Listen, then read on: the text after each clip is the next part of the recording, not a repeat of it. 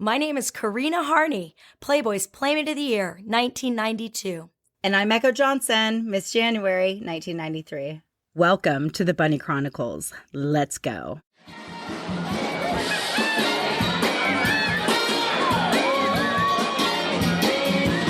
Hey guys, welcome back to the show. We are back in the studio with John Champion at Roddenberry Studios, and we're doing some reaction commentary to the podcast called Power, the Hugh Hefner Story. It's very similar, again, to the type of narrative that the A&E DocuSeries is doing. So we are going to discuss it, and let's get into it. You kind of wonder, like, as soon as the A&E thing starts, and there's a lot of publicity, because I heard people talking about it, middle of last year. Oh, this thing is coming. This thing is all coming. Excited. Then did somebody, were they just ready to go with a podcast? Like, ooh, now's our time to get this thing out. Yeah, and actually, this podcast came out in January, so it came out before A&E, but obviously... Yeah, she was aware. So I'm going to go ahead and read the show notes so we can get an idea of what we're going to be talking about. And anybody watching live, I can't answer questions or anything, so hi to everybody. Okay. So when the party's over, Hefner retreats into his fake perfect life in the Playboy Mansion. I cannot stand how she said that. Fake perfect life. There's a lot to unpack already there. Yeah. Okay. Right. Hoping to escape problems in his business empire and the fallout from the murder of star playmate Dorothy Stratten, which was one of the most devastating moments in Playboy's history. He calls on his daughter, Christy Hefner, to turn things around. All right, let's get into it. Yeah, should we just start unpacking that first line? Yeah, please. All right, before we actually do that, I mean, this is another place where... Like, disclaimer, please. Yeah. First of all, some historical context, but also the disclaimer. There are some things... I don't claim to speak for anyone who was there at the time. And again, I don't want to negate somebody's personal experience. Because who knows? Yeah. Particularly in that last one about Bobby Arnstein, and the person who was telling his particular lived experiences story. Can't take away from that. We're going to try to just present some other ways to think about these stories. I think that's the way to approach it. Right. And with that said, and I have shared this with you already, that Karina and I were in total agreement that when doing these reaction pieces in light of the A&E thing coming out, that by no means are we attacking anybody that is in the show. What we have a problem with is the group of female producers behind it. And that's what we're talking to. And we're addressing that to Alexandra Dean and Amy Rose Spiegel, who is the one that did this podcast. So there's a lack of counter narrative. Yes. And it's unfortunate because so many people who could provide that counter narrative are out there. They're ready to be spoken to. Actually, we were just talking about Allison. So Alexandra Dean spent 48 hours at her house interviewing her and Joel. And Allison shared everything with them, all of the archives of her photographs and her, decades long, very, very, very close personal relationship with Hefner. And they put 1 minute of her in the entire season. Wow. What does that say? Is that ridiculous? Incredible. Yeah. Bizarre. Yeah, that's the most frustrating part about all of this. Yeah. Is again, look, do your journalistic due diligence. If there are salacious stories to be dug up, okay, so be it. But you absolutely need to do the work of finding the other people who were there. Again, literally, this is not ancient history. We're talking about people who are alive. It's all out there, too. Who were there. Right. Yeah. Who can say, like, no, this didn't happen. I did not see that happen. And they're not interested in that narrative, and it's very clear. Yeah, that's extremely frustrating. Yeah. So that's what we'll try to do, is have at least a little bit of a counter story to what's going on here. And historically, this is looking at a pretty wide period. So you're talking about 1980, which is when Dorothy Stratten was killed. Right. And when Christy Hefner stepped in as CEO, I think it's 1981. Was it that early? Because I know that she was an intern like late 70s, and I thought it was Oh, then maybe she was 86, still maybe interning 85, then. 86, Yeah. that Okay. she became president and then Yeah. CEO later. Yeah. So around that time. So we're talking about kind of a swath of time here from the late 70s to the mid to late 80s. And you and I have the same reaction. Hefner retreats into his fake perfect life in the Playboy Mansion. Okay. That sounds like a lot of contempt, like she's jealous that she never went to the mansion or something, because it's not fake and it was a perfect life. Choice of words. No kind of kidding. funny. What life is fake? I don't know. You live your life, and I think we all try to kind of carve out the existence that we want. Right. Right. So Right. we shape our lives around what we want. Hefner happened to have a lot of resources to do that. Yeah. But he actually lived it. And you know. rightfully so. Who wouldn't live like that? He had Yeah. the ability to do so. Yeah, exactly. And well, perfect is kind of a loaded term because nobody's life is perfect. there is no such thing as a perfect life. Nope. We certainly, today in social media land, we present a Everything looks curated perfect, image to yeah. the world, But the thing about Hef, though, is that being a public figure, his life, for the ups and downs, were on full public display. Mhm. So whether it was, relationship issues or business issues or something horrendously tragic, we talked about Bobby Arnstein's suicide. Now we're talking about a murder for somebody who was very well liked and very well cared for. Again, this is before my time there, but there are many people that I knew at the magazine and who I dealt with on a regular basis at the magazine who knew Dorothy. Yep. And really cared about her. Absolutely. And 20 years later, 15 years later, whatever, we're still so disturbed and upset and heartfelt. Their connection to her. It was absolutely one of the most tragic episodes that have ever occurred in anybody's lifetime that was a part of that and surrounded by that. And then that movie Star 80, and that really put into context that was the reality of what happened to her. And Hef knew from the second that he met Dorothy and her husband, he knew right away that her husband was bad news. And he made sure that she had extra protection when she was going on promotions, when she was traveling, doing anything, because he was fearful that he was going to do something to her. Yeah. If you want to have a really interesting read, if you go online and look at the newspaper articles from the time, and there were some investigative pieces done at the time, very shortly after her murder. And I want to say Village Voice or something like that. Yeah, I'll definitely look that up. Very extensive piece about that to really paint the picture of who she was, who Paul Schneider was, the toxicity of their relationship. Right. And, for better or for worse, you've probably been in a relationship before where some outside voice said oh, you shouldn't be there, or you shouldn't do this, or of whatever. Course, yeah. And it's really easy to reject that, Mm-hmm. And you can imagine that creates tension or exacerbates the tension no matter what. There were a lot of people at Playboy who cared very deeply about Dorothy and saw that kind of vulnerability and saw the toxicity of that relationship. Like you just said, they went to the extent of, on promotional tours and elsewhere, trying to separate that tension as much as they could. And sometimes you just can't, because you're getting in the middle of two people who have their own relationship, have their own history.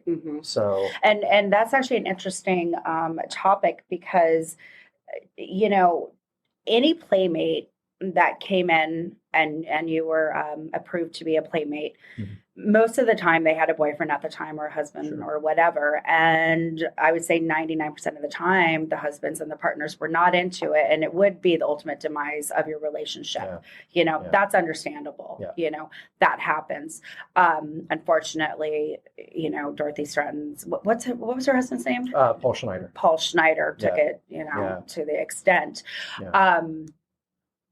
But it was so heartbreaking to have It was Mhm. so heartbreaking to the entire Playboy family. Mhm. And when that occurred, Hef made a rule that he didn't want boyfriends Yeah. and partners coming up to the mansion because that happened. Right, which is going to be its own problem as well. And, Yeah. and but I guess, But with that said, I will back it up with it wasn't a hard no to everybody. sure. But if he knew that you were engaged and you had like a functioning relationship, yeah, by all means, Right. bring your husband. Right, But if you're just right. happen to be dating some dude, he was not going to let you just come up to the mansion. That You makes know? sense. I mean, Yeah, and that's it is his correct. house. Yeah, Yeah. exactly. Yeah, he can decide. you know. Right. And that's the other thing. Is like you could pick out all kinds of personality quirks, strange behaviors, whatever, and say, well, I wouldn't necessarily live my life like that, or I wouldn't have these particular sets of rules at my house, whatever.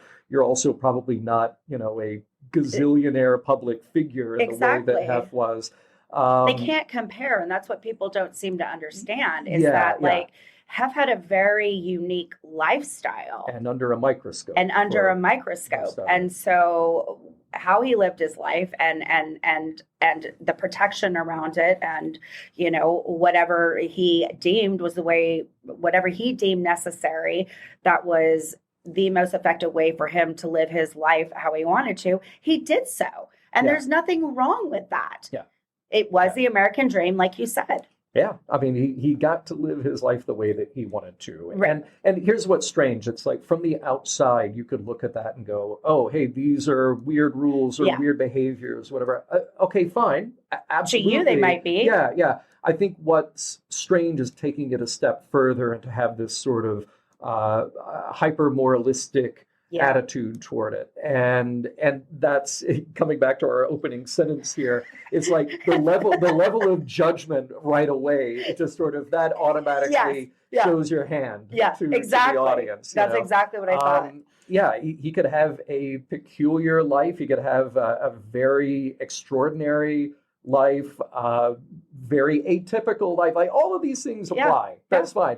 But to then take that and say, oh, no, but all of that is wrong because it was weird, because it was Right. out of step. And then what they do is then they say, oh, not all of these playmates, but there are a handful of playmates that committed suicide.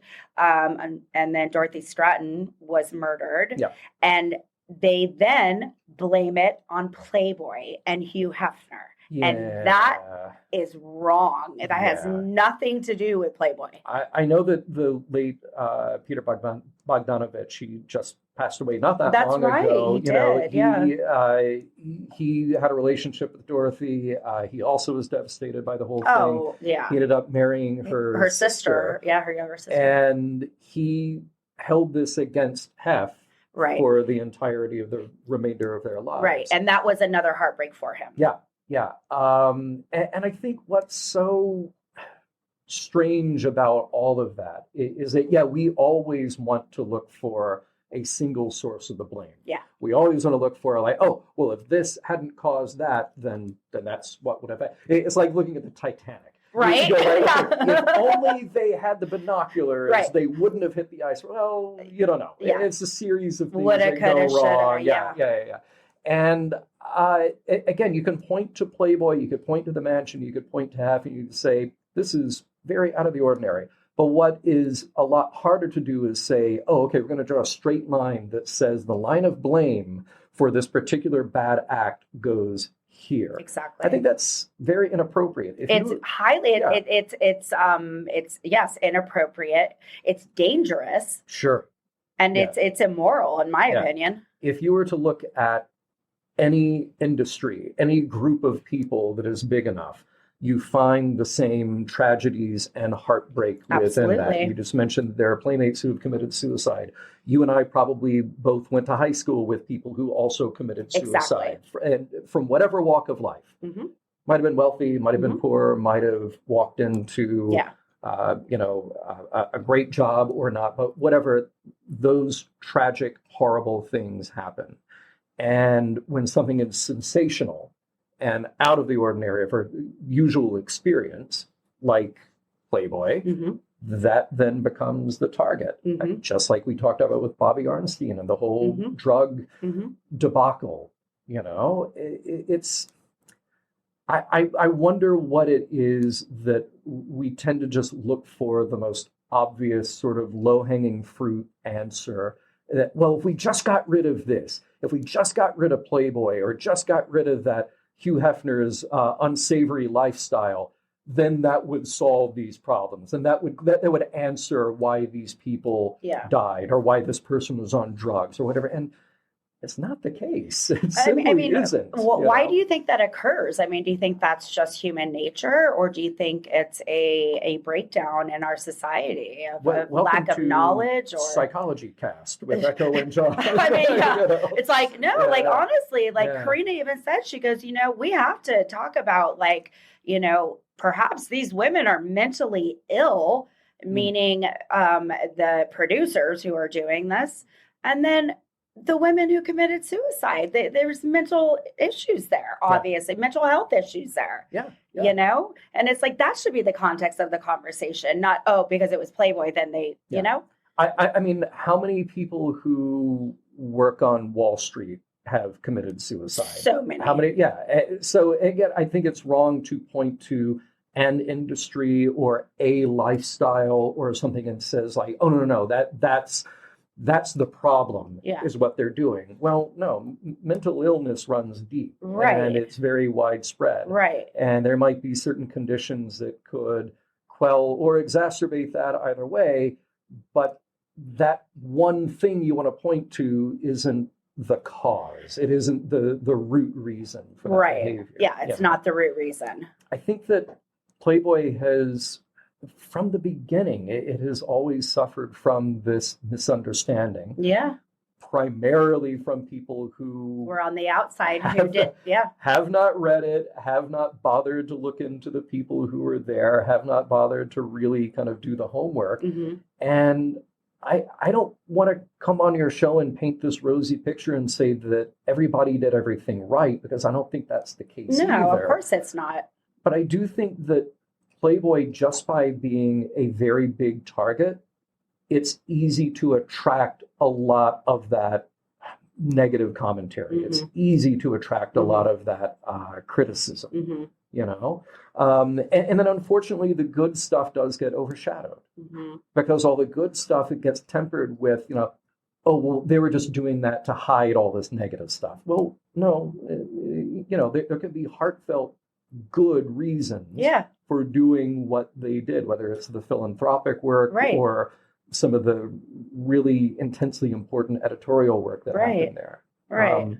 And I don't want to downplay the side of it that was about sexual liberation. Yeah, exactly. Right. Because I think that's still, here we are in the 21st century. And it's still the sensationalistic, that's the part of it that gets all the attention.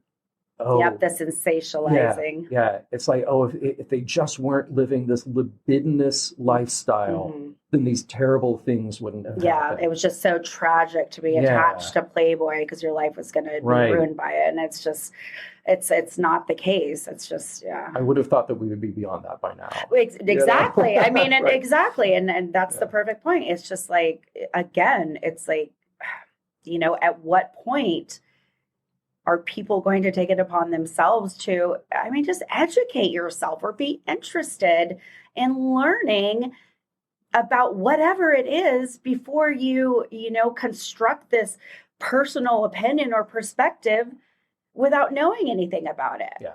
You just, you're speaking, not speaking, I just went brain dead. We all do. That's why I have to put a mic in front of us. Yeah. But, Hef was the person above all else who said, my life is a Rorschach test. And you show his life to one person, they have one reaction. You show it to 100 other people, and they're going to have a different reaction. Yeah. Yeah. And part of it was this advocacy for an embrace and an interest and curiosity about the scope of human sexuality, which simply came from a generation that did not express and discuss those things. Right. Up to, just the sheer fact that he was a man who had these very unconventional relationships. So what? So what? Who cares? Yeah. He could do it. Yeah. And I have no problem with it. Yeah. You know? I mean, the fact is that he did, and he had no shame in it. Yeah. It was because he was an open person in every sense of the way. And, I think it's A-okay to sexually explore. I think it's important. Yeah. Yeah. So it is, you've said it a million times before, but the biggest problem out of all of this is that everything is being said after he could defend himself. Posthumous, and that's bad. Yeah. And there are so many examples, like the Bobby Arnstein incident, like so many others, where Hef would be the first in line to say, like, no, here is the statement. Here's what we're going to talk about. And I appreciate that he appreciated that he got it wrong sometimes. Of course. So there is, I can't remember if it was in the Amazon series or it might have been in the Taschen books that he collaborated on. And he said of his appearance on the Dick Cavett show when he was he was really being taken to task. I actually just watched that on YouTube last week, and I was like, whoa. Yeah. Wow. Yeah. And look, I think Hef or any editors at the magazine at the time would say, we need to have this discussion about feminism and Playboy's perception or role in that. That is a conversation we need to have head on. The feminist movement changed many times between the early 60s, late 60s, and into the 70s when that Dick Cavett clip played. But Hef was the one who said, like, I went on that show and I didn't have the words to be able to have that conversation. So he knew. He knew that he was not equipped to do that. Give it time. Let's take, a little bit of a separation of distance and see if we can come back and have that conversation. Correct. But now he's gone. Right. And he can't. Right. And that's but thank God there's all the documentation again out there in the archives. So everything that we're talking about can be found, people, and it will be out of the mouth of Hef. Yeah. So, An interesting thing about the show notes in that episode that of the Power podcast is that, all right, we already made light of their strange choice of words at the beginning. I think that's totally fair, But they talk about Christy Hefner coming into the company, and if I have it right, I think it was the mid to late 70s that she came on as an intern, then came back as president later. And that was right around that time where, the business landscape of Playboy is changing quite a bit. And I mentioned before in an episode with you, the Mies Commission under the Reagan administration, that was also putting the clamp down on being able to find a magazine like Playboy on a local newsstand, So the whole landscape was changing quite a bit. The clubs were going to be gone by 86. Yeah, because they were, they were bleeding money, And that was a really great transition. I mean, that was a really wonderful thing that not only was Christy very interested in following in her father's footsteps and stepped into that role and did a really great job for a couple decades. Oh, 100%. She was definitely the right person to take it on at that time. And it was time for Hef to pull back from the day-to-day operations and focus solely on the magazine. And that's what he did. He then, at the mansion, from front cover to back cover, right down to the font placement, everything, people, Hef was that. I mean, he looked at every single little aspect and approved it, yes or no. And that it was at that time that he then got to focus on the magazine, and Christy stepped in and ran the company. You can kind of look back at some of those important moments in the business history of Playboy, whether it was the the closing of the London club Right. originally, because they went there was a whole other That's a story. whole lot. Yeah, Oh, we're yeah. actually going to talk about that on second season. Good. Yeah. And then the Atlantic City Casino, and that was a whole other thing. And Yeah. all these were devastating in a business sense Yeah. to the whole Playboy They had to empire. restructure like Yeah. any corporate entity. Yeah. Right. And you need somebody strong and thoughtful like Christy to come in Exactly. and say, okay, it's time to clean house. Exactly. There's always the woulda, coulda, shoulda, based on those old decisions and those old incidents. Ooh, what if they had survived this particular incident? No, I think it manifested how it should, you know. And Exactly. I have so much respect for Chrissy. She's an incredible human being, and you know, I Same. had Yeah. right, Yeah, and yeah. and I was fortunate enough to have some really intimate one-on-ones with her. You know, I Right. through letters, and I suggested setting up a scholarship fund for playmates that want to go to college, and she set it up, and she loved the idea. And then the whole .com thing again, Yeah. that was something that we had went back and forth on, and I really really enjoyed those brief moments of being able to speak to her Sure. and Yeah. and to get her feedback, and then for her to approve something like that. Yeah. You know, she was remarkable. Very cool. Yeah. Very cool. Yeah. I mean, that's the thing about, I think, everybody who you encountered in your dealings with the magazine, or anybody after that, now that you're doing the podcast, and my experience too, I never met anybody who didn't really care about the job that they were doing. Yeah, You know, that's very true. Yeah. Like, you were there and you loved it.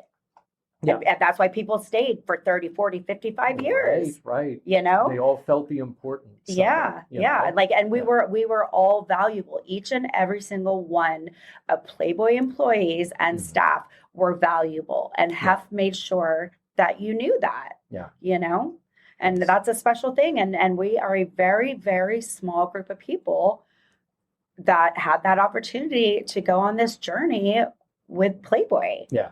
You know, Yeah. and so grateful.